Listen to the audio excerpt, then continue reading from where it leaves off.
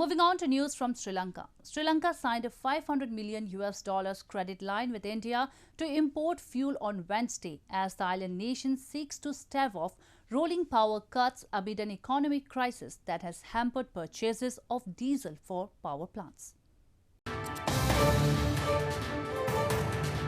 Sri Lanka signed a $500 million credit line with India to import fuel on Wednesday, officials said, as the island nation seeks to stave off rolling power cuts amid a foreign exchange crisis that has hampered purchases of diesel for power plants. Sri Lanka will pay London interbank offer rate or LIBOR plus 1.25% for the credit line, which will have a one-year tenure and can be subsequently renewed, Energy Minister Udaya Gamanpilla said.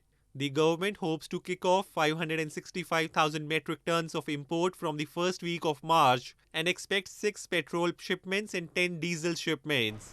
Sri Lanka is struggling with its worst financial crisis in years, with reserves hitting $3.1 billion in December. The country has to repay about $4 billion in debt repayments this year.